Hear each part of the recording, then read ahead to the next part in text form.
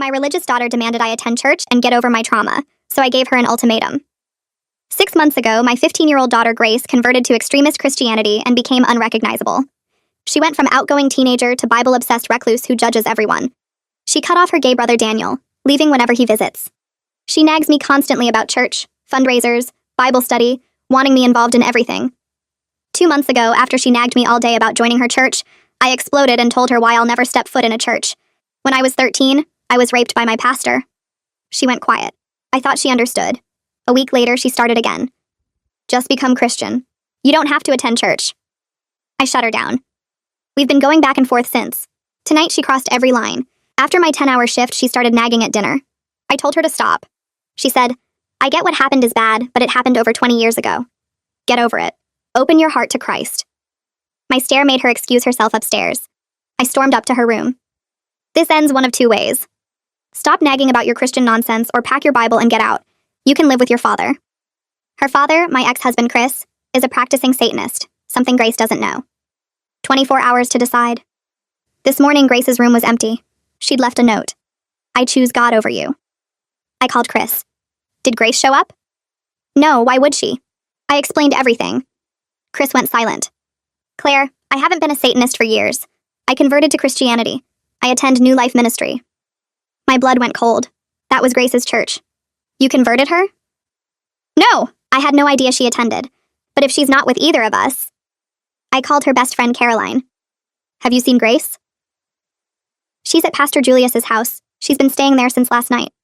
Pastor Julius? From New Life. He's been mentoring her. He said she could stay whenever things got tough at home. Every alarm screamed in my head. A 15-year-old staying with an adult man. How long has this been going on? Few months. He picks her up for youth group, drives her home, they have one-on-one Bible study. He says she's special, that God has plans for her. I hung up, called police, then drove to New Life Ministry. I'd sworn never to enter a church again, but my daughter was in danger. I pushed past the secretary to Pastor Julius's office. He was there with Grace, sitting too close on a couch, his hand on her shoulder. Mom? What are you doing here? We're leaving, now. Pastor Julius stood, mid-30s, artificial charm perfected. Grace came for spiritual guidance. She's safe here. Get your hand off my daughter. Mom, you're embarrassing me. Pastor Julius says I'm special. God's plan. I looked at this man, saw my pastor from 27 years ago. Grace, we're leaving. No, Pastor Julius says God brought us together for a reason. I noticed her necklace, an expensive gold cross I'd never seen. Where did you get that? Pastor Julius gave it to me, for my dedication. I looked around his office. Photos covered one wall. All girls, all Grace's age, all wearing identical gold crosses. How many girls are you mentoring? His smile faltered. I guide many young people. Just the special ones with old souls? Those exact words my pastor had used. I'm staying with Pastor Julius, Grace said. He has a room prepared just for me at the ministry house. A room prepared for my underage daughter? It's for troubled youth. She's not troubled. She's being groomed. The door burst open. Chris stood there with 2 police officers. That's him, Chris said. Julius Richardson. He's violating his sex offender registration. Pastor Julius's face drained. The officer stepped forward. Julius Richardson, you're under arrest. You're prohibited from working with children. Sex offender? Grace whispered. That's impossible. He's a man of God. Mr. Richardson was convicted of inappropriate conduct with minors at his previous church in Ohio. Grace collapsed. But he said God forgave him. He said his past was washed clean. Chris knelt beside her. Predators don't change. They just find new hunting grounds. As they led Pastor Julius out, he called, Grace, remember what we discussed about your mother's trauma, how some people use victimhood to control others. Grace looked at me with tears. He said you were lying about being raped. He said victims always lie. That's what predators say to protect themselves. But he showed me articles, studies. Did he show you his conviction records? She broke down sobbing.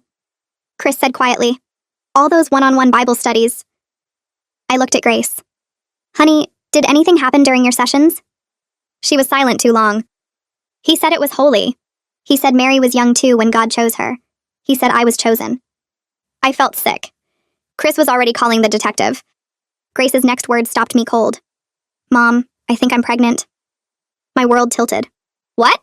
He said if it happened, it would be God's will, like Mary. Chris grabbed his phone. We need a hospital. Now. There's more, Grace whispered. The ministry house. There are other girls there. Caroline, Sarah, Rebecca. We all have the same necklace. We all have special rooms. How many? I asked. 7, all between 14 and 16. The detective on Chris's phone was already dispatching units to the ministry house. Grace grabbed my hand. Mom, he has videos. Of all of us. He said they were for documenting our spiritual journey. But she didn't need to finish. Where? The detective asked through the phone. His office computer. Password is Matthew 19:14, the verse about letting children come to him. Detective Dickerson pulled his phone from his pocket and punched in a number with quick, hard jabs. Grace sat on the church office couch where Pastor Julius had been sitting with her just minutes before, her whole body shaking like she was freezing even though the room was warm. I kept my hand on her shoulder, trying to ground her, trying to tell her without words that I was here and I wasn't leaving. Chris stood by the door talking fast into his own phone, giving the address of the ministry house to someone named Joan Hanks. I caught pieces of what he was saying about locked rooms and cameras and other girls, and my stomach twisted tighter with every word. Grace had gone pale, staring at her hands like she'd never seen them before. The gold cross necklace hung against her shirt and I wanted to rip it off her neck and throw it across the room. Dickerson finished his call and crouched down in front of Grace, his voice gentle but urgent. He needed to know exactly where Pastor Julius kept his computer, what kind of security he had, whether anyone else had access to the files. Grace answered in a whisper, explaining that Pastor Julius kept the laptop in his desk drawer at the ministry house, that he always locked it when he wasn't using it, that he made each of them watch him upload the videos after their sessions. My hands clenched into fists, hearing her describe it so matter-of-factly, like she didn't understand what those videos really were. Dickerson asked if Pastor Julius had talked about sharing the files with anyone, and Grace shook her head, but then she paused. He'd mentioned something about a private server for backup, about keeping everything safe in case something happened to his computer. Dickerson swore under his breath and made another call, this time to someone he called the forensic tech, explaining they needed to move fast before anyone could access the system remotely. Chris finished his call and came over to us, his face gray. Joan Hanks was mobilizing a team to hit the ministry house in 20 minutes, and they needed us to stay here at the church until they secured the location. Grace started crying again, quiet tears running down her face. She kept saying the other girls' names over and over like a prayer or a confession. Caroline, Sarah, Rebecca, and 4 others I didn't know. 7 girls total, all of them believing Pastor Julius when he said God chose them special. I thought about those girls right now in their locked rooms at the ministry house, not knowing police were coming, maybe thinking they were safe and blessed and loved. My chest felt so tight I could barely breathe. The ministry house sat 3 blocks from the church, a plain 2-story building that looked like any other rental in the neighborhood. Joan Hanks arrived with 6 other officers, all of them wearing regular clothes instead of uniforms, so they wouldn't spook anyone inside. Dickerson had driven us over to wait in his car half a block away where we could see but not interfere. Grace pressed her face against the window, watching the officers approach the front door. Chris sat in the back seat with his hand on Grace's shoulder, and I could hear him breathing hard like he'd been running. The officers knocked first, then used a key they'd gotten from the church office to unlock the door. They went in fast, spreading through the house in pairs. We couldn't hear what was happening, but we could see lights coming on in different windows, could see shadows moving behind curtains. Grace squeezed my hand so hard my fingers went numb. After what felt like forever but was probably only 5 minutes, Joan Hanks came out the front door and waved for Dickerson to bring us over. We got out of the car and walked toward the house, and I could see Grace's legs shaking with every step. Inside, the house looked normal at first, just a regular living room with a couch and TV and some religious pictures on the walls. But then Joan led us down a hallway and I saw the doors. 6 of them, all with deadbolts on the outside, all locked from the hall. Joan had already opened them, and through each doorway I could see a small bedroom decorated with crosses and Bible verses painted on the walls. Each room had a twin bed with a pink bedspread, a small desk, and a camera mounted in the ceiling vent that you wouldn't notice unless you were looking for it. In the first room, a girl who looked about 14 sat on the bed, hugging her knees, staring at the officers like she didn't understand what was happening. The second room held a girl maybe 15, already crying, asking if she was in trouble. The third room was Sarah, the oldest at 16, who Joan said had been living here the longest. Sarah stood by her desk with her arms crossed, her face blank like she'd shut down completely. The other 3 girls were in various states of confusion and fear, and all of them wore the same gold cross necklace Grace had. Joan explained to each girl that they weren't in trouble, that Pastor Julius had been arrested, that their parents were being contacted. Most of the girls just stared. One started screaming that this was a mistake, that Pastor Julius would never hurt them, that God would punish everyone for interfering with his ministry. Sarah was the only one who seemed to understand. She looked at Joan and asked in a flat voice if the cameras in the bathrooms were real or if she'd imagined them. Joan confirmed they were real, hidden in the exhaust fans, and Sarah nodded like she'd expected that answer. Grace made a choking sound beside me and I pulled her close, but she pushed away and ran to the bathroom down the hall. I heard her getting sick, and Chris went after her while I stayed frozen in the hallway, looking at these 6 rooms that were supposed to be safe spaces for spiritual growth, but were actually cells for keeping victims controlled and documented. The ambulances showed up 10 minutes later, 3 of them lined up outside the ministry house. The paramedics were gentle with the girls, explaining they were going to the hospital for medical checks, that their parents would meet them there. Most of the girls went quietly, too shocked or confused to protest. The one who'd been screaming about God's punishment fought the paramedics until Joan finally convinced her that going to the hospital didn't mean she'd done anything wrong. Grace and I rode in the first ambulance, and Grace gripped my hand so hard I thought she might break bones. She kept whispering the same thing over and over, that she was so stupid. How could she be so stupid? Why didn't she see what was happening? I tried to tell her she wasn't stupid, that Pastor Julius was a professional predator who'd done this before, that he'd targeted her specifically because she was smart and searching for meaning. But Grace just shook her head and cried harder, saying she should have known. Everyone always says to watch out for men like that. Why didn't she watch out? The paramedic in the back with us tried to help, explaining that predators are experts at manipulation, that they spend months or years building trust before they start the abuse. Grace wouldn't listen. She'd pulled her knees up to her chest and wrapped her arms around them, making herself as small as possible. I wanted to hold her, but she kept pulling away every time I tried, so I just sat there with my hand on her shoe, the only contact she'd allow. Through the ambulance window, I could see Chris's car following us with Caroline in the passenger seat. Caroline had her face in her hands, and I knew she was crying too, probably blaming herself for not telling someone sooner about Pastor Julius's behavior. The ambulance driver took us to County General, the biggest hospital in the area, and I could see news vans already pulling into the parking lot. Someone had tipped off the media, and now this nightmare was going to play out in public. Grace saw the cameras and made a sound like a wounded animal, and the paramedic radioed ahead to have security ready to keep the reporters away from the emergency entrance. The emergency department had cleared a private section for all 7 girls and their families. A woman in her 40s with kind eyes and an ID badge that said Virginia Silva met us at the intake desk. She introduced herself as a victim advocate and explained she'd be with us through the whole process, helping coordinate medical care and police interviews and whatever else we needed. Her voice was calm and professional, but also warm, like she genuinely cared about every word she was saying. She took Grace's hand and explained exactly what the medical examination would involve, step by step, no surprises. Grace finally stopped shaking as Virginia talked, and I realized this was the first adult besides me who'd spoken to her today without either judgment or pity. Virginia explained they'd do a physical exam to document any injuries, collect evidence for the criminal case, and run tests for pregnancy and infections. Grace would have a female doctor and nurse, and Virginia would be in the room the whole time if Grace wanted. Grace nodded and asked in a tiny voice if I could come too. Virginia said, of course, whatever made Grace feel safest. She led us to a private exam room and introduced us to Dr. Stowe, a woman in her 50s who specialized in assault cases. While we waited for the exam to start, Virginia told us her husband Archibald was a child psychologist who worked with trauma victims, and he was already at the hospital coordinating crisis counseling for all 7 girls. The hospital social worker Lawrence Riggs was setting up a private waiting area for all the families, and Virginia promised we'd have privacy and support through everything that came next. Grace asked how many other families were here, and Virginia said all 6, that we were about to meet 6 other parents going through the exact same nightmare. Grace started crying again, saying she'd brought this on all of them by telling Pastor Julius about her family problems, by making herself such an easy target. Virginia stopped her gently and explained that predators don't need victims to make themselves easy targets, because predators create the circumstances that make targeting possible. Grace looked at her like she didn't understand, and Virginia said they'd talk more about that later. But for now, Grace needed to focus on getting through the medical exam. The waiting room Lawrence had set up was down a side hallway away from the main emergency department. When we got there after Grace's exam started, I saw parents sitting in small groups, some crying, some just staring at nothing. A woman about my age sat in the corner with her face in her hands, her whole body shaking with sobs. A man in a police uniform sat with his head down, his hands clasped so tight his knuckles were white. He kept saying the same thing over and over, that he should have known, he should have seen it.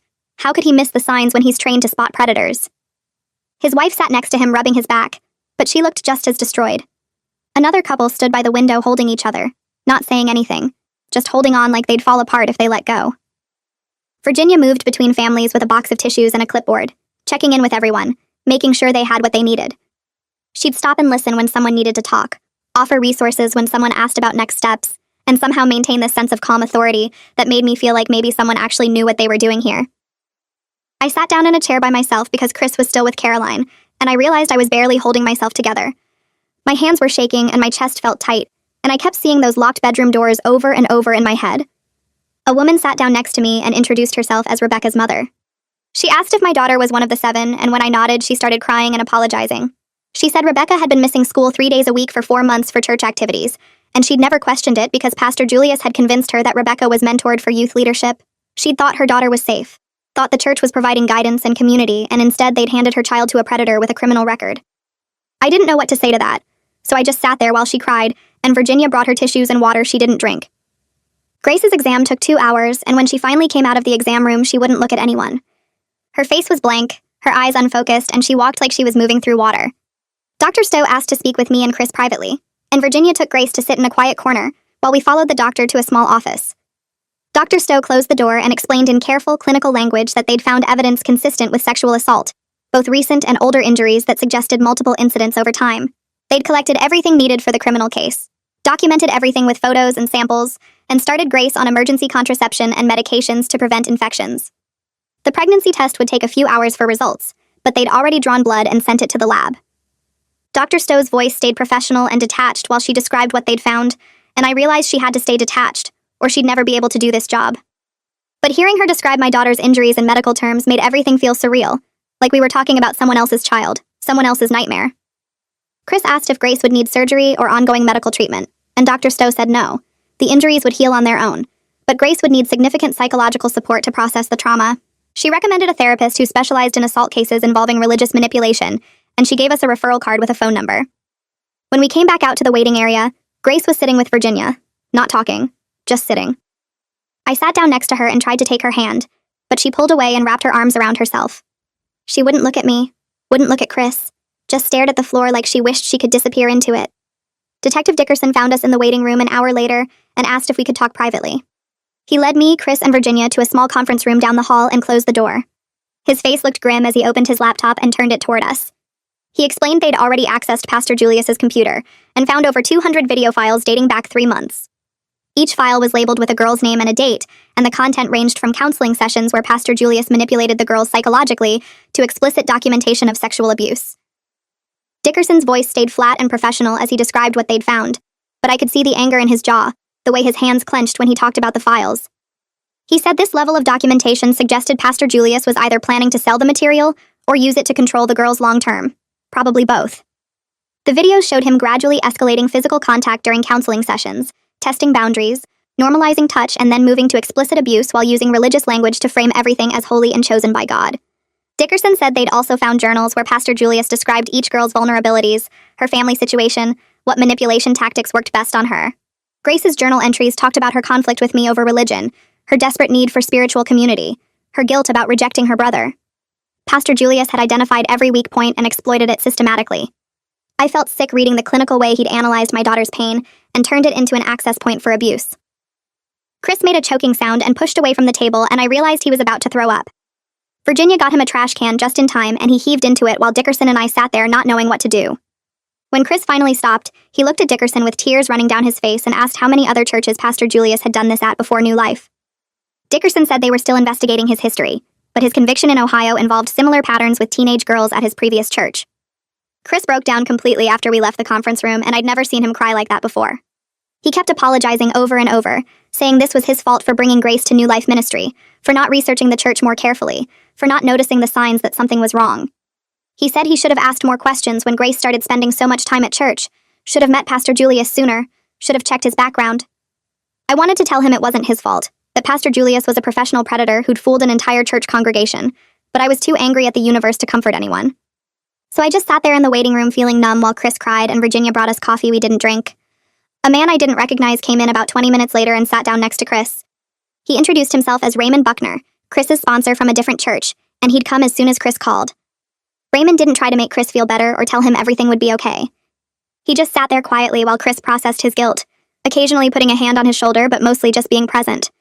I watched them and realized Chris had built a support system through his church that I hadn't known about, people who showed up when things got hard.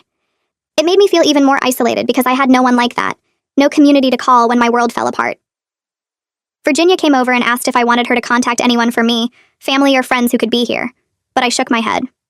My parents were dead, my siblings lived across the country, and I'd let most of my friendships fade over the years because I was too busy working and raising kids. The only person I had was Chris, and he was barely holding himself together. Dr. Stowe found us 2 hours later with Grace's pregnancy test results. She asked to speak with me and Chris privately again, and I knew from her face what she was going to say before she said it. The test came back positive, hormone levels consistent with about 6 weeks along. Dr. Stowe explained in that same careful clinical voice that based on the timing, conception happened during one of Pastor Julius's private Bible study sessions at the ministry house. She'd already discussed options with Grace, and Grace wanted time to think about what she wanted to do. Dr. Stowe said that was completely normal and healthy, that Grace should take whatever time she needed to make the decision that felt right for her. But she also explained that Grace was showing signs of severe psychological trauma, and they were recommending a psychiatric evaluation before she went home. I asked what that meant, and Dr. Stowe said Grace's affect had gone completely flat during the exam. She wasn't responding to questions appropriately, and she seemed to be dissociating from reality. A child psychologist named Archibald Silva, Virginia's husband, had already evaluated Grace and was recommending admission to the pediatric psychiatric unit for observation and crisis stabilization. I felt like the floor had dropped out from under me. My daughter was pregnant from being raped by her pastor, and now she was so traumatized she needed psychiatric hospitalization. Dr. Stowe said she was sorry, she knew this was overwhelming, but Grace's safety had to come first. Within an hour, Grace was admitted to the pediatric psych unit on the 4th floor. They gave her a private room with a window that didn't open and a bathroom with no lock on the door. A nurse explained the unit rules when visiting hours were, what items Grace could and couldn't have. Grace didn't react to any of it, just lay down on the bed and stared at the ceiling like she'd already left her body. I stayed with Grace in her hospital room while Chris went downstairs to handle the police paperwork and give his initial statement. Grace hadn't spoken in 3 hours, just lay in the bed staring at nothing. A nurse brought her dinner on a tray, chicken and mashed potatoes and green beans, but Grace didn't even look at it. I tried to hold her hand, but she pulled away, curling onto her side facing the wall. I sat in the chair by her bed and watched her breathe, watched the way her shoulders stayed rigid like she was holding herself together through sheer force. I recognized that posture because I'd lived in it for years after my own rape, that sense of being so ashamed you can't let anyone touch you, can't let anyone see how broken you feel inside. I started talking quietly about my own experience, about how long it took me to understand it wasn't my fault, about how shame is a weapon predators use to keep victims silent.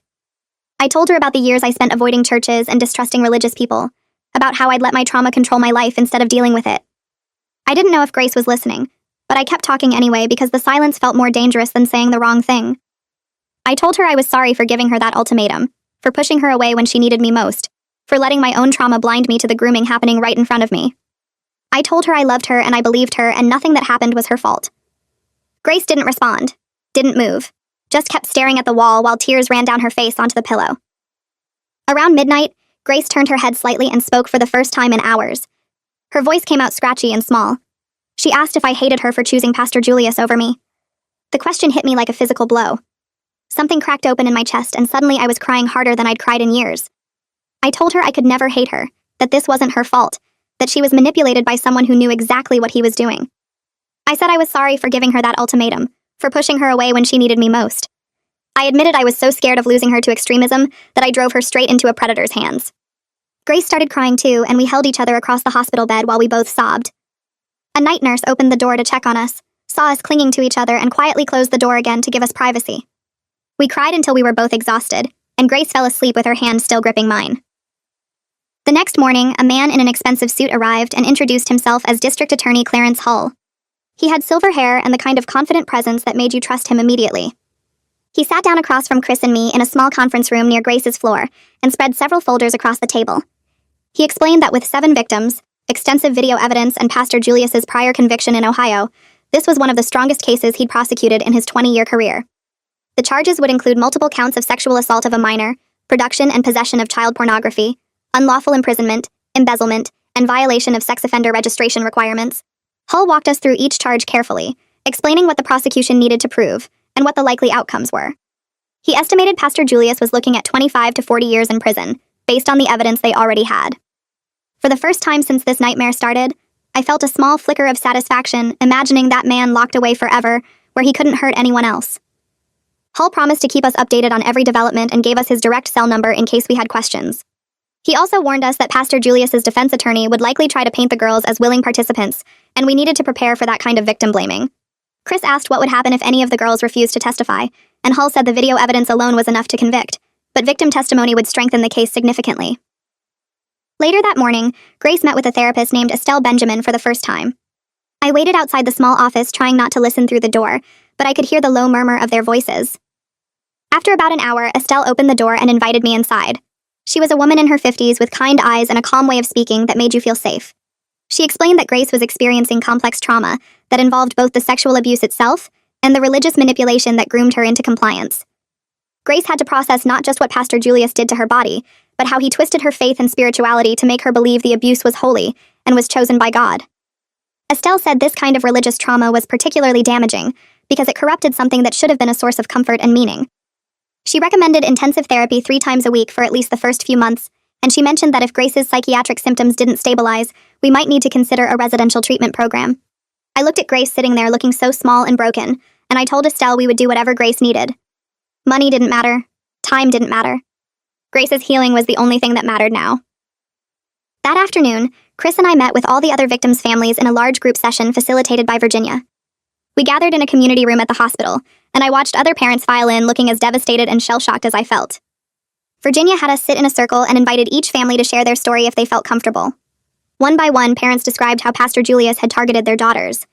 A mother with red-rimmed eyes explained how he identified her daughter as spiritually gifted during a church retreat.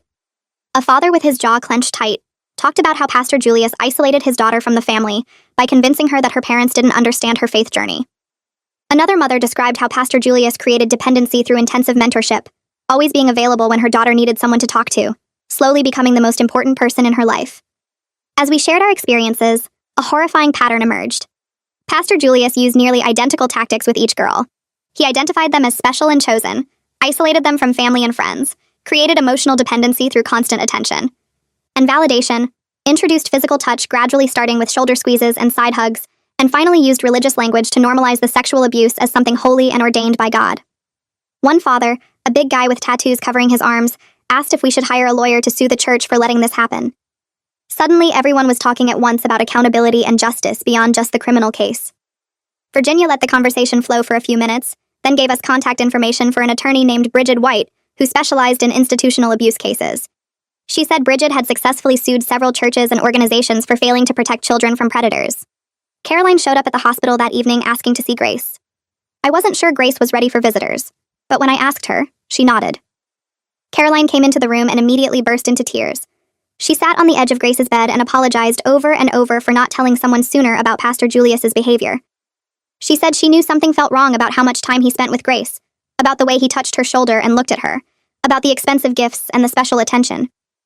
Caroline said she tried to hint to Grace that it seemed weird, but Grace always defended him and said Caroline just didn't understand their spiritual connection. Grace reached out and grabbed Caroline's hand. She told Caroline it wasn't her fault, that she wouldn't have believed Caroline anyway because she was so completely manipulated. Grace said Pastor Julius made her think everyone who questioned him was jealous or spiritually immature. They cried together while I stood by the window trying to give them space. Caroline promised she would testify about everything she witnessed, including the inappropriate comments Pastor Julius made about Grace's body and the way he deliberately isolated Grace from her friends. She said she remembered specific incidents where he told Grace that her old friends were leading her away from God and that only he truly understood her. Watching their friendship survive, this gave me the first real hope I'd felt that Grace could rebuild the relationships she'd damaged during her 6 months of extremism. The next day, Detective Joan Hanks came to brief us on the forensic analysis of the ministry house. She was a tough-looking woman in her 40s who didn't waste time with pleasantries.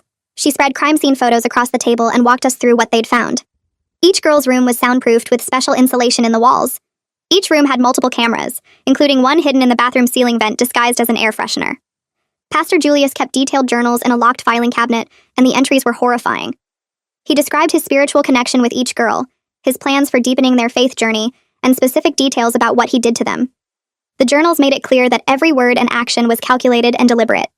Joan said they also found financial records showing he'd been embezzling church funds for 8 months to maintain the ministry house and buy gifts for the girls. He'd taken over $40,000 from various church accounts and covered it up by manipulating the bookkeeping. The fraud charges would add years to his sentence. Joan explained that the level of planning and documentation suggested Pastor Julius was either planning to sell the videos or use them to control the girls long-term if they ever tried to leave or report him. I felt sick listening to her describe the methodical way he'd built his trap. 4 days later, Grace was discharged from the psychiatric unit with diagnoses of acute stress disorder and major depressive episode. The hospital social worker went over her discharge instructions, including medication for anxiety and depression, and scheduled follow-up appointments with Estelle. When they asked where Grace wanted to go, she said she wanted to come home with me instead of going to Chris's place. That felt significant, like maybe she was starting to trust me again. I'd spent the previous 2 days converting my home office into a bedroom for her. I moved out my desk and filing cabinets, brought in a new bed with soft sheets, hung curtains she'd picked out years ago, and made it feel like a safe space. I also went through the house and removed everything that might remind her of her extremist phase. I boxed up all the Bible study materials, the prayer journals, the Christian music CDs, the devotional books, and stored them in the garage. When Grace walked into her new room, she looked around and her eyes filled with tears. She thanked me quietly, then went straight to the bed and lay down. She didn't come out for dinner that night or breakfast the next morning. Chris started visiting every day after work. He would sit in the chair next to Grace's bed even when she didn't want to talk, just being present while she stared at the ceiling or slept. He brought her favorite foods from before her conversion, things she used to love but hadn't eaten in months. Thai curry from the place near his apartment, chocolate croissants from the bakery downtown, strawberry smoothies that he made himself. At first, Grace wouldn't touch any of it, but slowly over the course of a week, she started eating small amounts. One evening, I was doing dishes and heard them talking quietly in her room. Grace was asking him about his journey to Christianity, why he chose it, how he knew it was real. Chris admitted he didn't have all the answers, that faith was complicated and personal. Grace asked him how he knew his church was safe, how he could trust religious leaders after what happened. Chris said he didn't know for certain, but he'd learned to look for red flags like leaders who isolated members from family, who claimed special authority over people's personal lives, who discouraged questions or critical thinking. He promised he would be more careful about where he placed his trust, and he said he'd already left New Life Ministry and started attending a different church with better accountability structures. Daniel called that weekend and asked if he could visit Grace. I was surprised when Grace said yes. He drove 3 hours from college and showed up with a huge care package, fuzzy socks with little cats on them. Her favorite candy from when they were kids, those sour gummy worms she used to eat by the bagful. A card that just said, "I love you no matter what," in his messy handwriting. Grace took one look at him standing in her doorway and burst into tears. She apologized over and over for how she treated him, for judging his sexuality, for telling him he was going to hell, for cutting him out of her life completely. Daniel sat on her bed and hugged her while she cried into his shoulder. He told her they were family, and that meant forever, that nothing she said or did during those 6 months could change how much he loved her. He said he knew she wasn't herself, that she was manipulated by someone who twisted her thoughts and beliefs. They spent the afternoon watching old movies on her laptop and eating junk food, and I heard Grace laugh for the first time in what felt like forever. I stood in the hallway watching my children reconnect and felt grateful that something good was emerging from this horror. A week later, all 7 families met with attorney Bridget White to discuss a civil lawsuit against New Life Ministry and the broader church organization. Bridget was a sharp woman in her early 50s who radiated competence and controlled anger. She explained that Pastor Julius's sex offender status was a matter of public record, easily discoverable with a basic background check. The church had a legal obligation to screen anyone working with children, especially in positions of authority and trust. Her investigation had already uncovered that a church board member named Frederica Monk knew about Pastor Julius's history, but argued he deserved a second chance and voted to hire him anyway. The other board members claimed they were never told about his conviction, but Bridget had emails proving that Frederica sent them all detailed information about his past, and they chose to ignore it. The negligence was so extreme and reckless that Bridget believed we could win significant damages to cover therapy costs, medical expenses, and pain and suffering for all 7 girls. She said institutional cases like this usually settled out of court because churches didn't want the publicity, but she was prepared to take it to trial if necessary. She asked each family if they wanted to participate in the lawsuit, and every single one of us said yes. We wanted accountability, we wanted justice, we wanted to make sure this never happened to anyone else.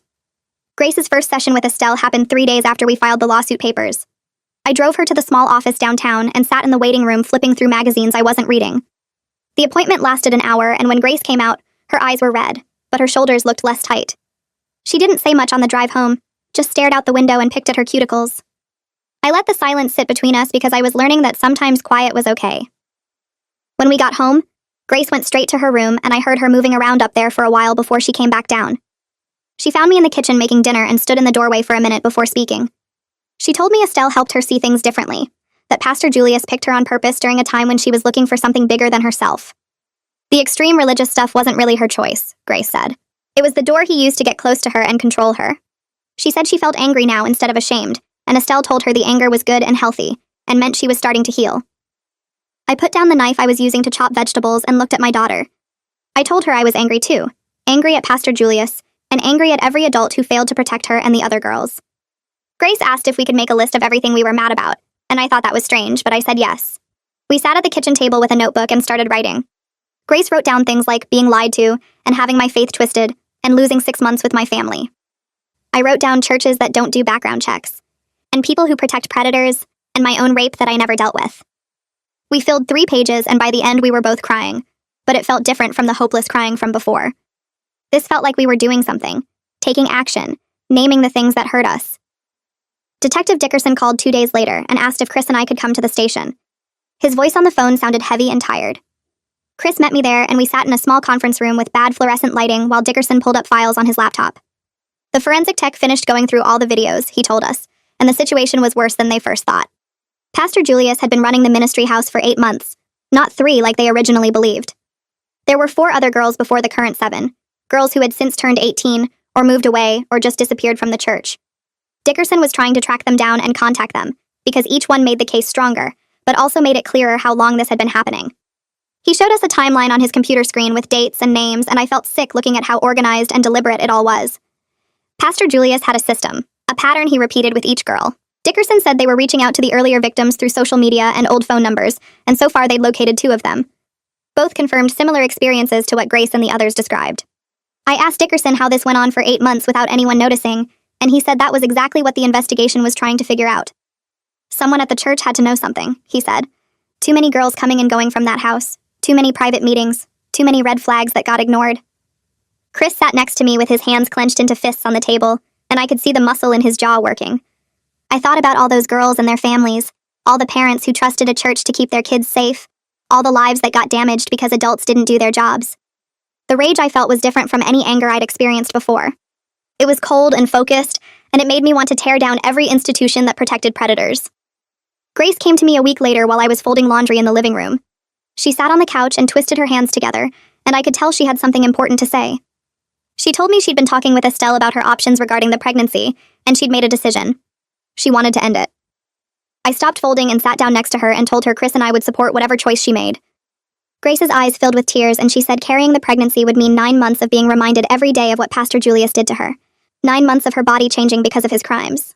She said Estelle helped her understand this was about her own body and her own future, and she had the right to choose. I hugged her and told her she was brave and strong, and I was proud of her for making a decision that was hers. We called Chris together, and he came over that evening, and the 3 of us sat in the kitchen while Grace explained her choice. Chris cried and told Grace he supported her completely, and he asked what she needed from us. Grace said she just needed us to be there with her when it happened. Virginia connected us with a clinic that worked specifically with assault survivors, and when we called, they were so kind and gentle on the phone that Grace visibly relaxed. We scheduled the intake appointment for the following Monday, and Grace seemed lighter after that, like making the choice gave her back some control over her life. The night before the appointment, Grace came into my room and crawled into bed next to me like she used to when she was little. She asked if I thought she was doing the right thing, and I told her there was no right or wrong, only what felt right for her. She fell asleep there, and I stayed awake watching her breathe, grateful that she trusted me again. The morning of the intake appointment, news broke that Pastor Julius's lawyer was filing motions to suppress the video evidence. Chris called me from work after seeing it online, his voice tight with anger. The lawyer's name was Wagner, and apparently he was known for defending sex offenders with aggressive legal tactics. Wagner claimed the search of Pastor Julius's computer was improper, and the evidence should be thrown out. I felt panic rising in my chest because without those videos, would there be enough proof? I called Clarence Hull's office, and his assistant said he was already aware and preparing his response. Hull called me back an hour later and told me not to worry. Every motion Wagner filed was getting shut down with detailed legal arguments, and the judge had already ruled the evidence was fine and could be used in court. But then Hull's voice got harder, and he said Wagner was doing something else now. Something worse. He was leaking information to the media, telling reporters that the girls were willing participants in consensual relationships. Suddenly, our private nightmare was playing out on the news. I turned on the TV, and there it was. A segment about the case with Wagner's face on screen talking about how teenage girls sometimes develop crushes on authority figures. I wanted to throw the remote through the screen. Virginia called within minutes and told me she was on her way over. When she arrived, she brought printouts of media coverage and a plan for how we should handle it. She said not to read the comments online, not to engage with reporters, not to respond to anything Wagner said publicly. The victim blaming would be intense, she warned, and we needed to protect Grace and the other girls from as much of it as possible. But even trying not to look, it was impossible to avoid completely. Someone at Chris's work mentioned seeing the story. A neighbor asked me about it at the grocery store.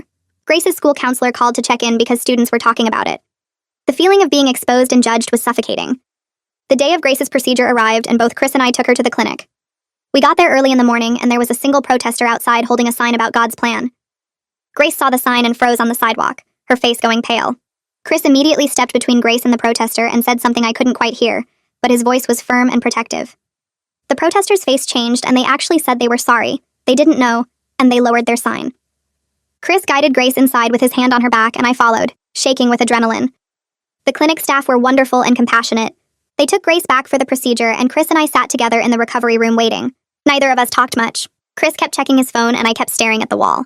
After about 2 hours, a nurse brought Grace out in a wheelchair looking groggy and pale but peaceful. She reached for both our hands and squeezed them. On the drive home, Grace was quiet for a while, and then she said she felt like she got part of herself back. She said she knew the procedure didn't erase what happened, but it meant she wasn't carrying Pastor Julius's crime in her body anymore. Then she said something that surprised me. She said she thought she might still believe in God, but she needed to figure out what that meant for herself, separate from everything Pastor Julius taught her. Chris and I exchanged looks in the front seat. I told her that made sense and she had time to figure it out. Grace fell asleep in the back seat and Chris carried her into the house and up to her room. A few days later, Caroline called and asked if she could organize a small get-together with some of Grace's old friends from before her conversion. She said the girls really wanted to see Grace and support her, but they didn't want to push if Grace wasn't ready. I asked Grace and she said yes, she wanted to see them. Caroline came over on Saturday afternoon with 3 other girls I recognized from Grace's freshman year. They brought movies and nail polish and bags of candy. I stayed downstairs giving them space, but I could hear them laughing and talking in Grace's room. Normal teenage girl sounds that I hadn't heard in this house for months. At one point, I walked past Grace's door and saw them all sitting on the floor painting each other's nails while a movie played on Grace's laptop. None of them were asking Grace about what happened. They were just being her friends, talking about school and boys and regular things. Grace was smiling and participating, and the difference in her face was striking. She looked more like herself than she had in half a year. Daniel called while the girls were there and they put him on video chat. He joined the conversation from his dorm room and all the girls started teasing Grace about her gospel music phase. Grace actually laughed and threw a pillow at the screen. Daniel told her she still owed him an apology for deleting all his Beyoncé songs from the shared family account. The teasing was gentle and affectionate and Grace took it well, even joining in making fun of herself. When the girls left that evening, Grace came downstairs and hugged me. She said she forgot how good it felt to just be normal with her friends. 2 weeks later, Bridget called and said someone from the church board wanted to apologize to the families. Her name was Frederica Monk, and she was the board member who'd pushed to hire Pastor Julius, despite knowing about his past. Bridget strongly advised against meeting with her, said it could complicate the lawsuit, but she was leaving the decision up to each family. I talked to Chris about it, and we both felt like we wanted to hear what she had to say. 3 other families agreed to meet as well. Bridget arranged for the meeting to happen at her office so there would be a neutral space and legal representation present. Frederica arrived looking 10 years older than her actual age. Her face was drawn and her hands shook when she sat down. She told us she made a terrible mistake advocating for Pastor Julius's hiring. She said she believed in redemption and second chances, that she thought everyone deserved forgiveness and an opportunity to prove they'd changed. She never imagined he would hurt children again, especially not on this scale. She said she'd been praying and going to therapy and trying to understand how she got it so wrong. Her remorse seemed real and deep, but it didn't change anything. I looked at this woman who helped put a predator in charge of children, and I felt nothing but cold anger. When she finished talking, I told her I couldn't forgive her right now. Maybe someday, but not now. Her choice enabled 8 months of abuse. Her belief in redemption over child safety led directly to 7 girls being hurt. She started crying and said she understood. The other parents said similar things. One father told her she should resign from every church position she held. She said she already had. When she left Bridget's office, she looked smaller and broken, but I couldn't feel sorry for her. My sympathy was reserved for the girls whose lives got damaged because adults made bad choices. 6 weeks after Pastor Julius's arrest, the preliminary hearing happened at the county courthouse. All 7 girls had to testify briefly about their experiences, so the judge could determine if there was enough evidence to proceed to trial. Estelle had been working with Grace to prepare her for testifying, teaching her grounding techniques and ways to stay present if she got triggered. Virginia met us at the courthouse and sat with Grace in the witness waiting room. The other families were there too, all of us looking tired and tense. Pastor Julius was brought in wearing an orange jumpsuit with his hands cuffed in front of him. Grace's whole body went rigid when she saw him. I put my hand on her back and felt her trembling. The hearing started with the prosecutor Clarence Hull presenting evidence and calling witnesses. The detective testified about finding the girls at the ministry house. The forensic tech testified about the videos on Pastor Julius's computer.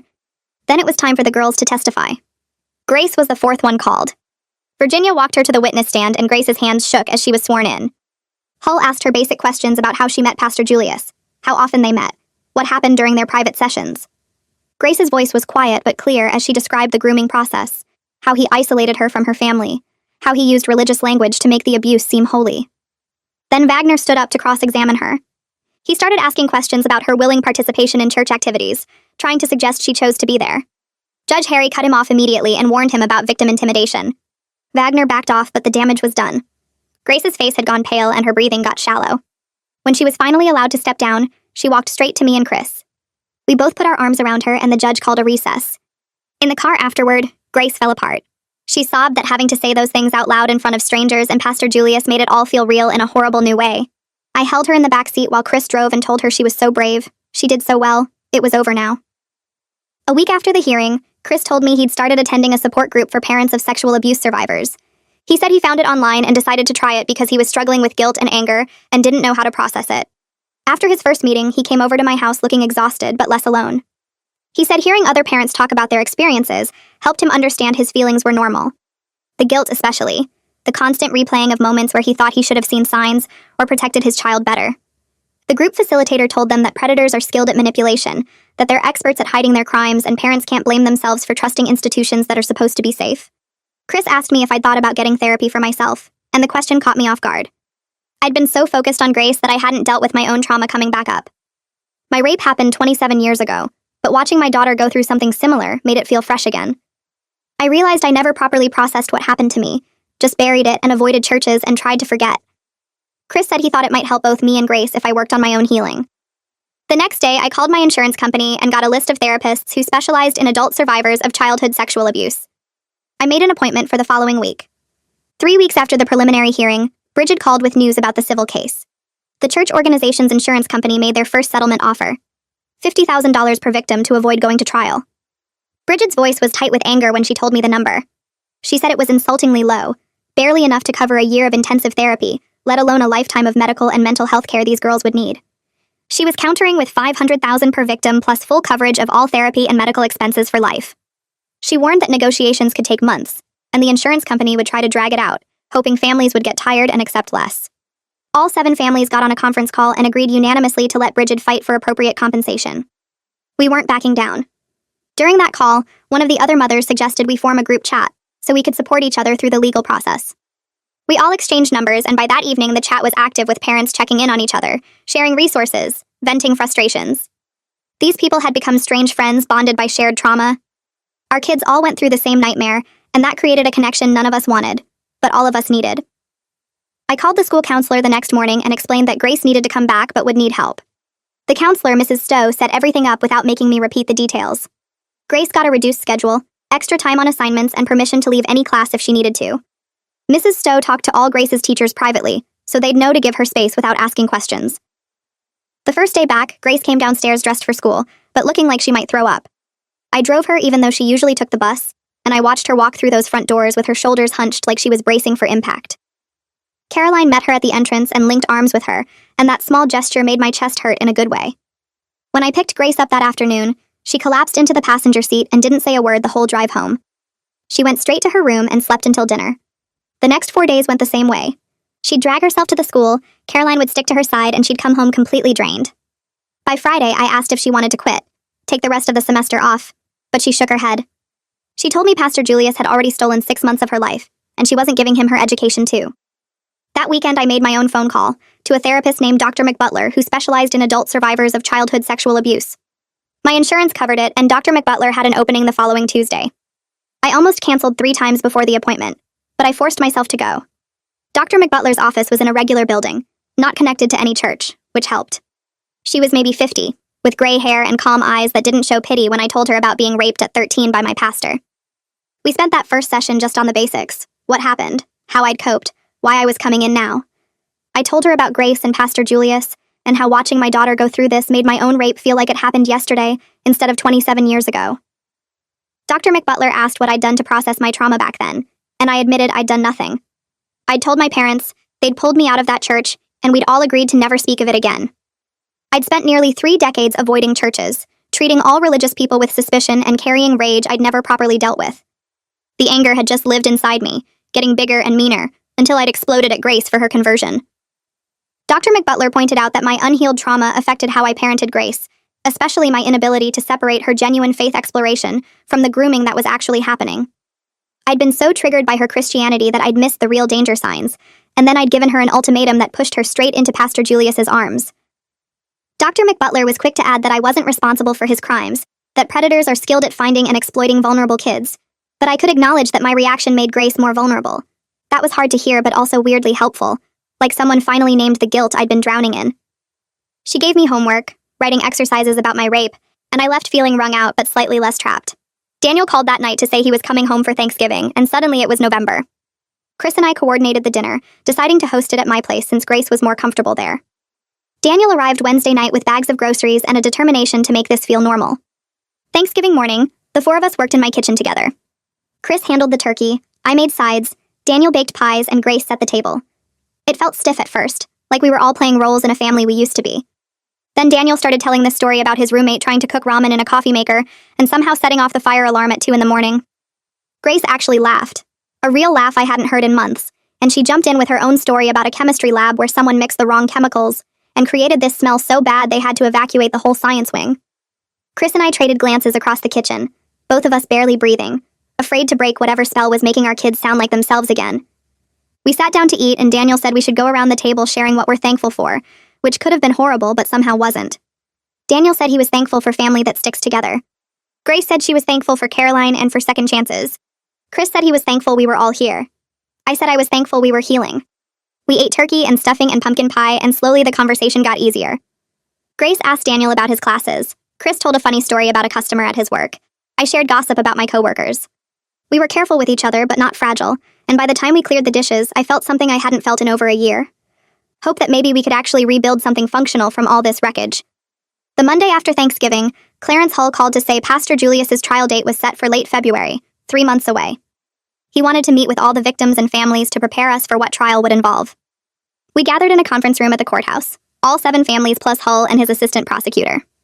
Hull walked us through the process, explaining that Isaac Wagner would try to paint the girls as willing participants who pursued Pastor Julius, who were seduced by their own spiritual seeking, rather than groomed by a predator. He warned us to expect character attacks, victim blaming, suggestions that the girls lied or exaggerated. Hull said he was confident in his case with all the video evidence and Pastor Julius's prior conviction, but trials were unpredictable, and we needed to prepare emotionally for any outcome. Grace raised her hand like she was in the school and asked what would happen if Pastor Julius was acquitted. Hull's face softened, and he explained that was extremely unlikely given the evidence, but if it happened, we'd still have the civil case and the sex offender registry violations would put him back in prison anyway. Grace nodded, but I could see her hands shaking in her lap. After the meeting, she asked if she could write a victim impact statement to read at sentencing. I told her we should talk to Estelle about it, and the next therapy session, Estelle helped Grace start drafting it. Over the following weeks, Grace worked on that statement in therapy, writing about how Pastor Julius stole her sense of safety, her faith, her relationship with her family, and her ability to trust her own judgment. She wrote about the pregnancy and abortion, about the shame and confusion, about nightmares that still woke her up at 3 a.m. She also wrote about her determination to heal and her refusal to let him define her future. When she finally read it to me one evening in December, I cried listening to her strength and courage. I told her I was so proud of the person she was becoming through this impossible situation, and she cried too, and we held each other on the couch until Chris arrived for his evening visit. December was harder than I expected because Christmas was everywhere and Grace couldn't escape it. Christmas music in every store triggered her because of Pastor Julius's twisted use of the Mary narrative. Nativity scenes made her physically sick. Church bells sent her into panic attacks. After finding her crying in the car outside the grocery store because they were playing Silent Night over the speakers, I made a decision. I called Chris and Daniel and said we were skipping Christmas entirely, taking a trip to the beach instead where we could make new memories without religious overtones. Chris found a rental house on the coast, and we drove down 2 days before Christmas. Grace, Daniel, Chris, and I spent 3 days walking on the beach, eating seafood at casual restaurants and playing board games in the rental house. No Christmas music, no nativity imagery, no church services, just family and ocean and space to breathe. Grace seemed lighter there, away from everything familiar and triggering. She told me one night while we walked on the beach that being somewhere new helped her feel less trapped by what happened, like maybe she could build a life beyond the trauma. We came home after Christmas, and in early January, Bridget called with news about the civil case. Her investigation had uncovered something major. The church organization's regional leadership had received 2 complaints about Pastor Julius from parents at his previous church before New Life hired him. The complaints were vague but mentioned inappropriate attention to teenage girls, and leadership had dismissed them as misunderstandings. Bridget found emails proving that regional authorities knew about concerns but hired him anyway. This evidence of institutional knowledge and negligence strengthened our case significantly. Bridget now believed we could win not just compensatory damages, but punitive damages designed to punish the organization's reckless disregard for child safety. The insurance company's settlement offer jumped to $200,000 per victim, but Bridget advised us to reject it and proceed to trial. She thought we could get much more, and more importantly, a trial would expose the institutional failures publicly. All 7 families agreed to push forward. A week later, Grace had a major setback. She was at the grocery store picking up milk when she ran into a woman from New Life, one of Pastor Julius's adult supporters. The woman approached Grace in the frozen food aisle and told her she was praying for Grace to find forgiveness and stop lying about a man of God. Grace had a full panic attack right there. hyperventilating and crying between the frozen pizzas and ice cream. I got a call from the store manager saying my daughter needed help, and I found Grace outside on a bench, Caroline sitting with her trying to calm her down. I helped Grace to the car and sat with her while her breathing slowly returned to normal. Then I marched back into that store and found that woman in the produce section. I told her exactly what I thought of her and her prayers, told her my daughter was raped by her precious man of God, and if she ever approached Grace again, I'd make her regret it. Security asked me to leave, but I didn't care. Nobody got to harass my daughter about her trauma. Grace was shaken for days afterward, barely eating, having nightmares again. Estelle worked with her in therapy to process the reality that some people would always defend predators over victims, that Grace couldn't control other people's ignorance and cruelty, only her own response to it. Chris and I scheduled a session with a family therapist to work on our co-parenting approach. We'd been tag-teaming Grace's care effectively, but we'd never actually discussed our strategy or made sure we were on the same page. The therapist helped us create a shared safety plan for Grace, agree on boundaries and expectations, and develop strategies for supporting her without being overprotective. We talked about communication, about how to handle setbacks, about preparing for the trial. It was the most productive conversation Chris and I had in years, maybe ever. I realized that crisis had forced us to become better partners in parenting than we'd ever been as spouses. We left that session with actual plans and agreements instead of just winging it. In late February, the civil trial against New Life began. Bridget presented devastating evidence of institutional negligence to the jury. She showed emails where Frederica Monk explicitly warned the board about Pastor Julius's sex offender status and was overruled by leadership who wanted to demonstrate Christian mercy. She presented testimony from the previous church's leadership about the complaints they'd sent to regional authorities that were ignored. She brought in expert witnesses on institutional abuse who explained how churches create environments where predators thrive through excessive trust in authority and inadequate oversight. The church's defense attorneys looked increasingly uncomfortable as the evidence mounted. Their argument that the church had acted in good faith crumbled under the weight of emails, testimony, and expert analysis showing deliberate disregard for child safety in favor of religious redemption narratives. Grace took the stand 3 weeks into the civil trial. She wore a simple blue dress and her hair pulled back, and she looked older than 16 somehow. The bailiff swore her in, and she sat down in the witness box with her hands folded in her lap. Bridget stood and asked her to describe how the abuse affected her daily life. Grace's voice stayed steady as she explained the nightmares that woke her up most nights, the panic attacks in crowded spaces, the way she couldn't concentrate in class for months after everything happened. She talked about missing half her freshman year, about losing friends who didn't understand why she changed, about the medication she takes now for anxiety and depression. The jury listened without moving. Grace described how she used to love singing in choir but couldn't anymore, because hymns triggered memories of Pastor Julius's voice during their sessions. She explained how she stopped eating for weeks and lost 20 pounds. She talked about the abortion and how she still dreams about it sometimes, even though she knows it was the right choice. The defense attorney stood for cross-examination and asked Grace about her church attendance before meeting Pastor Julius. Grace answered clearly that she'd been searching for community and meaning. He asked if she'd gone to the ministry house voluntarily. Grace said yes, because she'd been manipulated into believing it was safe. He asked if Pastor Julius ever physically forced her. Grace's jaw tightened, and she said he didn't need to use physical force when he had religious authority and psychological control. The attorney tried another angle, asking if Grace had ever told Pastor Julius to stop. Grace looked right at him and said she'd been 15 years old and taught that questioning spiritual authority was questioning God himself. The attorney sat down. Bridget asked one more question about whether Grace felt the church leadership should have protected her. Grace said they had a responsibility to check backgrounds, and they failed, and because of that failure, 7 girls were abused for 8 months. When the judge called a recess, Grace stepped down and walked straight to where Chris and I sat. We both stood, and she fell into our arms. I felt her shaking and held her tighter. Virginia came over and told us that was the strongest survivor testimony she'd heard in 20 years of advocacy work. Grace pulled back and wiped her eyes, and I saw something different in her face. She looked exhausted, but she also looked proud of herself, like she'd won something important. The jury deliberated for 4 hours. We waited in a conference room with the other families. Nobody talked much. One mother kept checking her phone. A father paced by the windows. Grace sat between Chris and me with her leg bouncing. When the bailiff came to bring us back to the courtroom, we all filed in and took our seats. The jury foreman stood and read the verdict. They found in favor of all 7 victims on every count. The judge asked about damages, and the foreman listed the numbers. Each girl got $750,000 in compensatory damages. Then he said the jury awarded $2 million in punitive damages to be split among all the families. I did the math in my head. Over $19 million total against the church organization. Bridget leaned over and whispered that this would bankrupt the regional organization and force multiple church closures. Some people might feel bad about churches shutting down. I didn't. I felt satisfied knowing there would be real consequences for the institutional failures that let Pastor Julius hurt children for 8 months. The money couldn't undo what happened to Grace or the other girls. But it meant they'd have resources for therapy, for college, for whatever they needed to heal. The judge thanked the jury and dismissed them. We stood and Grace hugged me hard. Chris put his hand on her shoulder. The other families were crying and hugging too. Bridget gathered us all outside the courtroom and explained the church would likely appeal, but she was confident the verdict would hold. She said we should expect the money within 6 months after the appeals process. Grace asked if this meant Pastor Julius's criminal trial would be easier. Bridget said it definitely helped, but the criminal case had different standards. We'd still need to prepare for that fight. 2 weeks later, Clarence Hull called and said Pastor Julius's attorney wanted to discuss a plea deal. I drove to Hull's office and found all 7 families already there. Hull explained that Isaac Wagner had approached him that morning. Wagner admitted the evidence was overwhelming, and Pastor Julius wanted to avoid trial. He offered a guilty plea to all charges in exchange for concurrent sentencing. Pastor Julius would be eligible for parole in 20 years. Hull said he wanted our input before responding. The room erupted. One father shouted that 20 years wasn't enough. A mother said she wanted Pastor Julius to face trial and hear every detail of what he did. Another parent argued that 20 years minimum meant Pastor Julius would be in his 50s before possible release, and trials were unpredictable. Grace sat quietly through all the arguing. Then she raised her hand like she was in class. Hull nodded at her. Grace said she wanted to accept the plea. Everyone turned to look at her. She explained that she didn't want to testify again in more detail about everything that happened.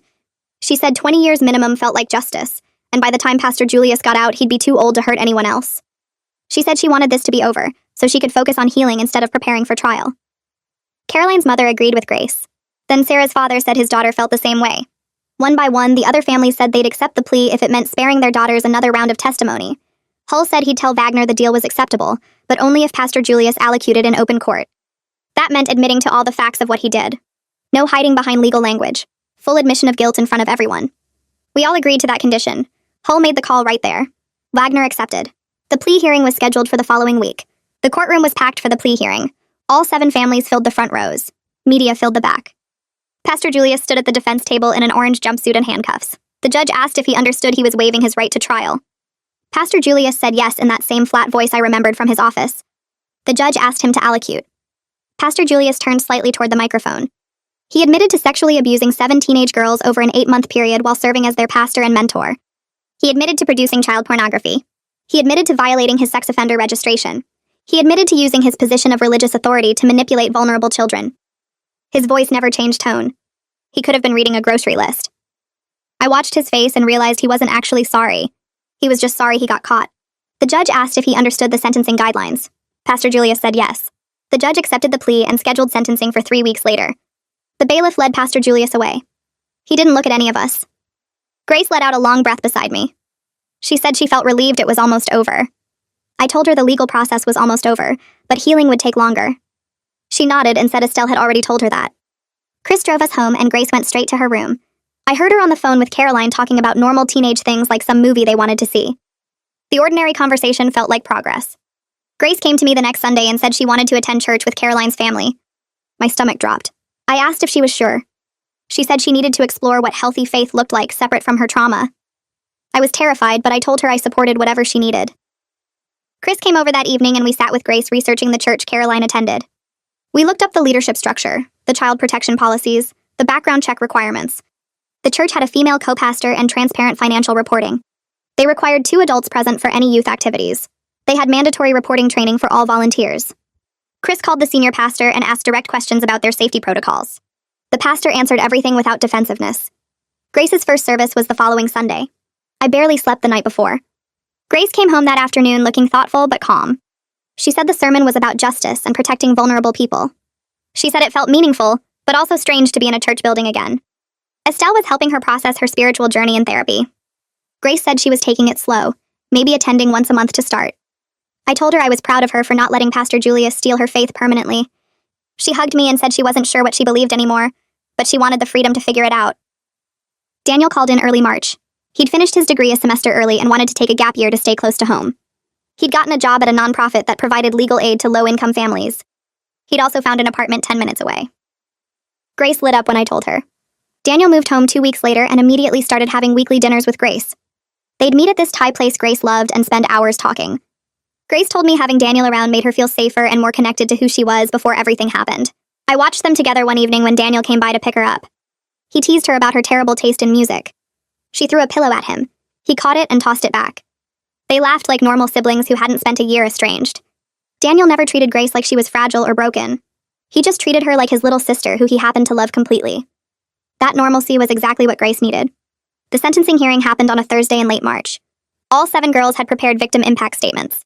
The courtroom filled with families, supporters, and media. The judge called the first victim. She walked to the podium and read about how Pastor Julius stole her childhood and her trust in adults. The second girl talked about her eating disorder and self-harm. The third described dropping out of school. Each statement built on the last until the weight of collective trauma felt crushing. Grace went last. She stood at the podium with her statement in shaking hands. Then she looked up and her voice came out clear and strong. She described what Pastor Julius did and how it affected every part of her life. But she also talked about who she was becoming despite him. She said she was learning to trust again, to build healthy relationships, to find meaning in her survival. She said he'd tried to destroy her, but he'd failed because she was stronger than he'd counted on. She said she hoped he spent every day of his 40 years in prison thinking about the 7 lives he'd damaged, and knowing he'd lost everything while they'd gone on to build futures he couldn't touch. The judge listened to every word. Then he announced the sentence. 40 years in prison with no possibility of parole for 25 years. Lifetime sex offender registration. Lifetime supervision if ever released. The bailiff moved to lead Pastor Julius away. He turned and looked at the 7 girls one last time with that same artificial charm. Grace met his eyes without flinching. He looked away first. Grace walked back to her seat and sat between Chris and me. I took her hand. She wasn't his victim anymore. She was his accuser, and she'd helped put him away. Bridget called the next week with news about the civil judgment. The church organization had filed for bankruptcy to avoid paying. But Bridget had anticipated that and structured the settlement, so the victims were priority creditors. We'd receive most of the money from insurance policies and liquidated church assets. The regional organization was dissolving. Several individual churches were disaffiliating to avoid the scandal. Frederica Monk had resigned from all church leadership and issued a public apology acknowledging her failure of judgment. It wasn't enough. It would never be enough. But watching the institutional accountability happen felt important, even though it couldn't undo the harm done to 7 girls. Grace finished her sophomore year with decent grades. Her teachers told me they were impressed by her strength and determination. She'd made new friends through Caroline's church community. She'd reconnected with old friends who'd stood by her. Caroline was still her best friend. They were already planning to attend the same college in 2 years. Grace told me one evening that she wanted to study psychology and maybe work with trauma survivors someday. I watched her talk about her future plans and saw her finding meaning and purpose in her survival. She wasn't just getting through each day anymore. She was building toward something. Chris and I kept going to co-parenting therapy. We were building something that looked like friendship. We'd never be romantic again. But we were becoming real partners in supporting our kids. Chris had left his old church and found a healthy community where he was learning what faith looked like without manipulation or abuse of authority. He was also in therapy processing his guilt about not protecting Grace. I watched him become a better father through that painful growth. We had dinner together sometimes, all 4 of us, and it felt almost normal. We'd never be a traditional family again. But we were functional, and that felt like enough. My therapy sessions with Dr. McButler stretched through winter and into spring, each one peeling back another layer of pain I'd buried for almost 3 decades. We talked about the rape itself, about the ways I'd avoided healing by just pushing forward and never looking back. Dr. McButler helped me see how Grace's trauma had ripped open my own wounds, but also how working through this together gave us both real tools instead of just survival tactics. I started understanding that not every religious person was dangerous, that most churches weren't hunting grounds for predators, that faith itself wasn't the weapon even though some people twisted it into one. The work was exhausting, and some days I left her office feeling worse than when I arrived. But slowly I noticed changes. I could drive past churches without my chest tightening. I could hear religious music without immediate rage. I was healing instead of just surviving, and that felt huge after 27 years of running from my own past. The 7 families met at Bridget's office in early summer to discuss what we wanted to do with portions of the settlement money. One mother suggested creating a foundation to help other victims, and suddenly everyone was talking at once with ideas and energy. We spent 3 hours planning, and by the end we'd outlined the Survivors Light Foundation, with a mission to provide free therapy and legal support for clergy sexual abuse victims. Bridget agreed to serve as legal counsel without charging fees. Virginia offered to help develop the support programs using her experience as a victim advocate. We each contributed money from our settlements, and within 2 months we had a functioning nonprofit with a website, referral network, and crisis hotline. Our first year, we helped 23 families navigate the nightmare of reporting abuse, finding lawyers, accessing trauma treatment, and holding institutions accountable. Grace started volunteering with the peer support program, talking to other teenage survivors and sharing her experience. I watched her on the phone one evening, her voice steady and compassionate as she told another girl that healing was possible, that speaking up mattered, that she wasn't alone. Grace was transforming her pain into something that helped others find their voices, and seeing that purpose emerge from such horror moved me beyond words. Grace started her junior year looking different from she had the previous fall. She held her head higher. She smiled more easily. She'd cut her hair short in a style that felt like reclaiming her body as her own, instead of something Pastor Julius had touched. She was only in therapy once a week now, instead of 3 times, and while she still had hard days when triggers hit unexpectedly, she had real coping strategies that worked. She'd made friends at her new church who knew her history and supported her healing. She'd reconnected with her old friend group, who welcomed her back without judgment. One afternoon, she mentioned she was dating someone from youth group, a quiet kid named James who treated her with gentle respect and never pushed her boundaries. I met him when he picked Grace up for a movie, and I watched how he opened the car door for her, how he asked what time I wanted her home, how he looked at her like she was precious. Grace was learning what healthy relationships looked like after Pastor Julius had twisted everything into manipulation and control. She was reclaiming her teenage years piece by piece, building the normal life he'd tried to steal, and watching her laugh with James as they drove away made my chest ache with gratitude that she was finding her way back to herself. Daniel called one Thursday evening asking if he could bring someone home for dinner on Saturday. Grace answered the phone, and I heard her voice get excited as she told him, "Yes, absolutely, bring them." Saturday arrived, and Daniel walked through the door with his partner Alex, and Grace immediately hugged Alex and started asking questions about how they met and what they studied, and did they like Thai food, because that's what we were ordering. The extremist homophobia Pastor Julius had cultivated in her was completely gone, replaced by genuine warmth and acceptance. I watched my daughter welcome her brother's partner into our home with authentic love, and I realized how thoroughly she'd shed the hateful beliefs that Predator had planted.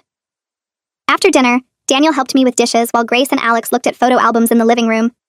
Daniel told me Grace had called him earlier that week to apologize again for how she'd treated him during her conversion, for the judgment and rejection and pain she'd caused. He said he told her they were past it, that what mattered was who she was now instead of who she'd been when someone was manipulating her. Their sibling bond had survived Pastor Julius's attempts to destroy it, and watching them together now showed me they were closer than ever, connected by crisis and genuine reconciliation. Chris texted me about Grace's school concert in early October. I'd forgotten she'd joined choir, but Chris had the date marked on his calendar and suggested we all go together. The 4 of us sat in the auditorium watching Grace perform, and afterward we went out for ice cream like we used to when the kids were little. We weren't a traditional family anymore, hadn't been for years, but we were functional, and that felt like winning. Grace and Daniel bickered over who got the last spoon of my sundae.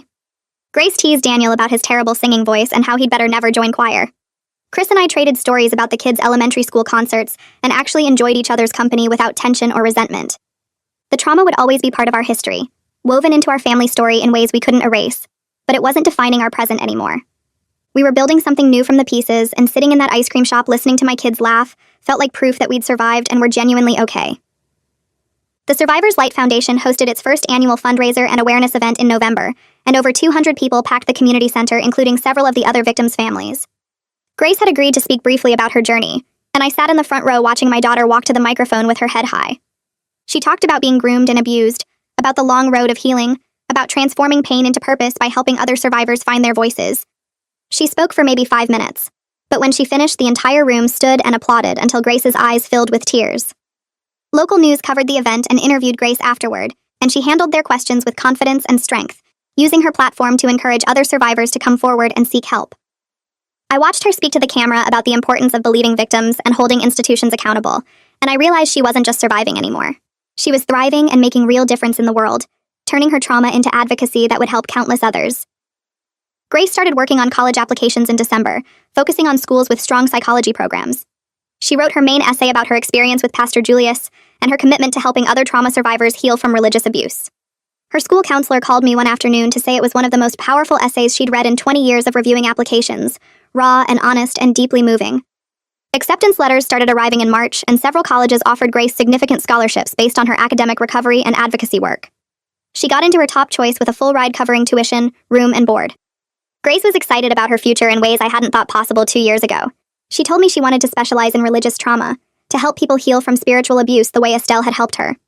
She had clear goals and genuine passion, and watching her plan for college felt like watching her reclaim the future Pastor Julius had tried to destroy. A letter arrived in April addressed to me with a return address I didn't recognize. I opened it to find pages of neat handwriting from a woman named Catherine, who explained she was one of Pastor Julius's earlier victims from before he came to our community. Detective Dickerson had located her during the investigation and given her our foundation's contact information. Catherine wrote that she'd carried shame and silence about her abuse for 8 years, but seeing Grace and the other girls speak out in court and in media coverage had given her courage to finally address her trauma in therapy. She was doing better now, working through the pain instead of avoiding it, and she wanted us to know that our family's courage to pursue justice had helped more people than we realized. I read the letter twice, then called Grace into the kitchen and read it to her. We both cried, knowing that speaking up had created ripples of healing beyond just our case, that our willingness to face the horror publicly had given other survivors permission to break their silence and seek help. The 2-year anniversary of Pastor Julius's arrest fell on a warm May afternoon. Grace asked if we could visit the beach where we'd spent that first Christmas after everything happened, and I drove us there without hesitation. We walked along the shore with our shoes off, waves washing over our feet, and talked about how far we'd both come. Grace had transformed from traumatized victim to empowered advocate. I'd moved from avoidant survivor to someone actively healing instead of just surviving. Grace told me that what happened to her was horrible, and she wouldn't wish it on anyone, but it had also shown her how strong she was, and what she wanted to do with her life. She said she was grateful for our relationship now, built on honesty and mutual respect instead of the conflict and control that had defined us before. I told her I was proud of the person she was becoming, proud of her strength and compassion and determination to help others. I meant it with my whole heart, and saying those words on that beach felt like closing one chapter and opening another. Grace's graduation arrived in June with perfect weather and a packed stadium. She walked across the stage to receive her diploma with honors, and she was also recognized for her advocacy work with a special award for resilience and community service. Chris, Daniel, and I sat together in the bleachers cheering so loud people turned to look at us, but we didn't care. Afterward, we took what felt like a million photos of Grace in her cap and gown, smiling genuinely happy in ways that made my chest tight with emotion. She'd worked incredibly hard to get here, pushing through trauma and depression and anxiety to maintain her grades and graduate on time with her class. This moment represented not just academic achievement, but her complete reclamation of the future Pastor Julius had tried to steal. She was heading to college in 3 months with a full scholarship and clear goals. She was surrounded by people who loved and supported her. She was genuinely okay, and watching her celebrate with her friends, while Chris and Daniel and I stood together, as her family felt like the best possible ending to the worst chapter of our lives. Story continuation. The week before Grace left for college, she asked if we could visit Estelle together for one final therapy session. I drove us to the office on a Tuesday morning, and Grace was quiet the whole way there, picking at her cuticles the way she did when something weighed on her. Estelle welcomed us into her familiar office with the soft gray couch and the plants in the corner, and Grace sat between us looking smaller than usual. She started talking about how scared she was to leave, how the support system here had become her safety net, and then she turned to Estelle with tears already forming. She thanked Estelle for helping her heal, said she couldn't have survived without that support, and her voice cracked on the last word. Estelle leaned forward and told Grace something I'll never forget. She said Grace did all the hard work herself, that therapy just provided tools and space for Grace's own strength to come out. Grace cried harder then, and I reached for her hand while Estelle passed her tissues. Grace admitted she was terrified to leave home and lose access to everything that helped her heal. Estelle reminded her she was taking all her coping skills and growth with her, that healing wasn't tied to this office or this town. I promised Grace I was always just a phone call away, no matter what time or what she needed. Chris and Daniel had joined us for the last 15 minutes, and they both echoed the same thing, that Grace had a whole team behind her even when she was hours away. We threw Grace a going-away party the following Saturday, and our house filled with all her friends, both the ones from before everything happened, and the new ones she'd made through her healthy church community. Caroline stood on a chair in the living room and gave a toast that made everyone laugh and cry at the same time. She talked about their friendship surviving everything and lasting forever, about how Grace was the strongest person she knew. The kids spent hours laughing and sharing stories, taking endless selfies with their phones held high, and it was exactly the normal teenage celebration Grace deserved. Daniel showed up with a huge care package he'd put together, and when Grace opened it, she found pepper spray, a list of emergency contacts laminated and hole-punched, and a framed photo of our family from last Christmas. Grace hugged him so hard he made choking noises and pretended to collapse, which made everyone laugh. Chris and I stood together near the kitchen watching our kids surrounded by friends and love, and we shared this look that said everything.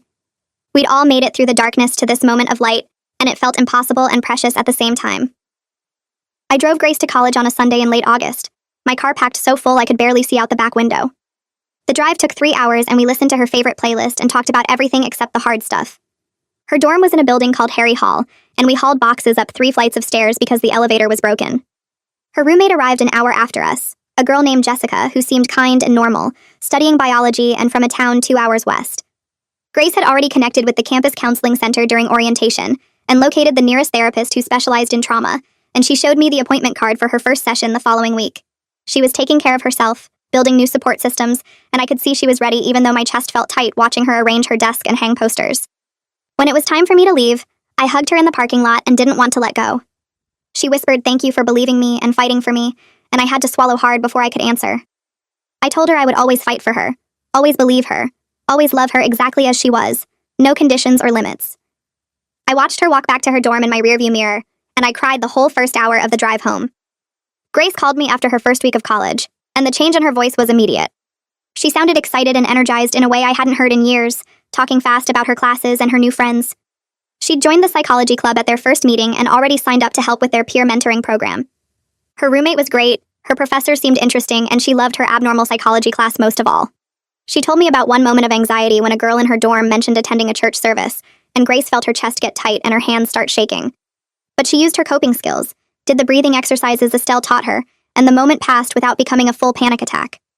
She told me she felt free in a way she hadn't since before Pastor Julius entered her life, and hearing the joy in her voice made every hard moment of the past 2 years worth it. She was building the life she deserved, doing it with strength and courage and hope, and I told her how proud I was before we hung up. Chris and I attended a Survivors Light Foundation board meeting in October, where we reviewed the impact of our first 2 years of operation. The conference room held 12 people, including Bridget and Virginia and several other parents from the original 7 families. The numbers on the presentation screen showed we'd helped 67 families navigate clergy abuse cases, provided over $300,000 in free legal services, and connected hundreds of survivors with therapists who specialized in trauma. Grace had become the foundation's youth ambassador over the summer, and she was developing a peer support program for teenage survivors that would launch in the spring. The work felt meaningful and important, channeling our family's pain into preventing others from suffering the same way. We were making real changes in how churches screened leaders and how survivors accessed support, and that felt like the best possible outcome from our nightmare. Daniel got engaged to his partner in November, and Grace was thrilled when he asked her to stand in the wedding party. We all celebrated together at Chris's house with champagne and cake, and the joy was simple and genuine. We'd all been through hell together, but we'd come out stronger and more connected than before. The trauma would always be part of our story, but it wasn't the whole story anymore. We were also a story of survival and healing and justice and love that lasted through the worst things. Chris and I watched our kids laughing together, Daniel showing Grace the ring and Grace squealing and hugging him, and we knew we'd done something right raising them to be strong and kind. Grace came home for winter break after her first semester of college, and she was glowing with confidence and purpose.